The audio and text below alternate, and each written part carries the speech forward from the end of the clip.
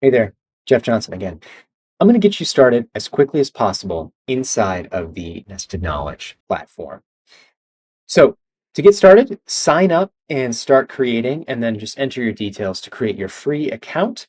You can complete one entire systematic review before you have to pay a penny. And you can also uh, follow along on the demo nest that I'm going to be using for this particular video series. So if you go to, I already have an account, so I'm just going to go straight to Autolit. Autolit is where you can kind of see all of your nests that you have access to. We call reviews nests in our platform. To follow along with this particular video, check out the CER of aspiration catheter nest. If you hit start demo, it's going to open up the demo in Nested Knowledge and some documentation, which you can follow along manually. And if you get tired of my voice, you can just do that. That will teach you how to use Nested Knowledge just as well as I will. If you like videos, though, I'm going to do a whole series using this nest so you can get up and running and you can see how to get started quickly in the Nested Knowledge platform. I already have this nest pulled up, so I'm just going to switch tabs and I'm going to show you how to get started here. Um, under Nest Home is where you're going to want to do a couple of things first when you're setting up your nest. Whether you're setting up your nest for a team or just for yourself, it's going to be important to write a protocol. You can edit your protocol right here. Yours is just going to be blank. This one is pre-populated because it's a demo nest. But this is just a rich text editor. And so you can edit it right here, and then you can close the editor. And that's going to be available for your entire team or just you to refer back to while you're completing your systematic review. The next step is to check a couple of settings. So under this, in this Nest Home tab, in that module, you're going to see the settings. And this is where you can start to invite other collaborators. If you are working in an entire team, especially if you're working in industry, I recommend you create an organization, and that's going to be a whole separate video. So check that out now before you get started. Then we've got some synthesis settings here. You can make all of these private if you want to, if you're just working in this nest by yourself, or you can make it public if you plan on sharing this nest at a later date. We've got a bunch of different features in here that are mostly focused on teams. Actually, if you're working on the industry side, we recommend you stop watching this video right now and you reach right out to support at nested-knowledge.com because we have people who are going to help you if you need that high level of support. If you're setting this up for a team, you got scores of researchers who are helping you do this project.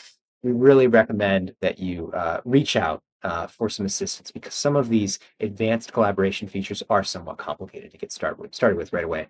But if you're just curious or if you're an academic and you just want to try some of these features out, we've got dual screening, standard screening, two-pass screening, all those different types of screening here so you can set up your nest exactly how you want it to be set up for your particular protocol for what you're trying to accomplish. We also have some cool features in here like Robot Screener, which deserves its own video. It's complicated enough. We have a screening model that can be used to reorder the abstracts so that they appear in your screening queue in the order that they're most likely to be included. We have our tagging module, which is soon to be renamed to extraction. And there's a couple different types of extraction here that you should be aware of. Again, that's going to be a whole video, whether or not you want to choose standard extraction or form-based extraction. If you're an enterprise customer, you can also try out our new Smart Tags recommendation feature, which is powered by GPT-4. So a lot of the AI features that are sort of advanced, but can really, really save you a ton of time are going to be buried in settings here. And each one of them, again, deserves a whole feature, a whole video rather. Meta-analytical extraction is off by default. It's on for this nest, so you can see that here. So if you're wondering, where's my meta-analytical extraction? Come in here, turn on meta-analytical extraction.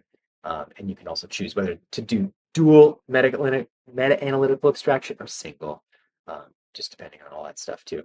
Critical appraisal, again, off by default. And so if you want to turn that on, you have to choose a risk of bias system and then a scope as well.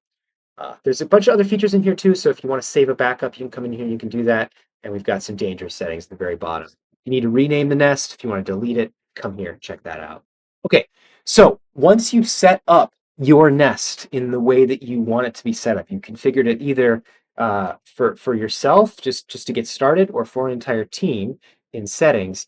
Then there's a couple other things that you want to be aware of. For the most part, you're going to be marching through the modules in the order that they are set up here. So you got literature search, we're going to have screening, and then you're going to move on to tagging.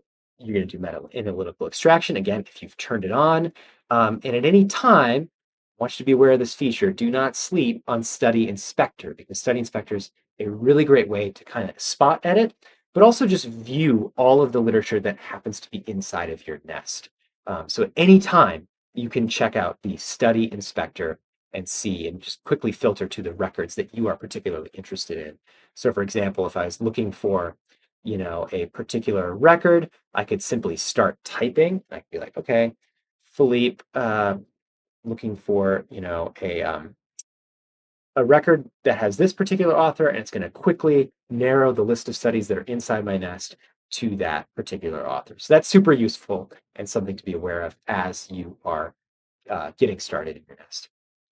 But yeah, basically what you're going to do is, and I'm going to have a dedicated video for how to use each of these modules, but you're going to march through these modules step by step. First, adding a search to get all your records into your nest. Then you're going to move on to screening, and you'll see that there's a queue of records. So as soon as your search has run and pulled in records, that queue is going to populate with a bunch of different records here, and then you're going to configure some exclusion reasons, which can be configured in configure screening right here. You can just add exclusion reasons. And then you're going to move on to tagging, which again is going to be a whole nother video, because at Nested Knowledge, we have you create a tag ontology, which is basically a hierarchy of concepts that you are interested in extracting from your literature. It's incredibly powerful, but it's a little bit complicated for the scope of this video. So that's how you get started with Nested Knowledge quickly. The next video, I think what I'm going to do is I'm just going to dive right into literature search. I'm going to show you how that works. So check that video out. Thanks for watching.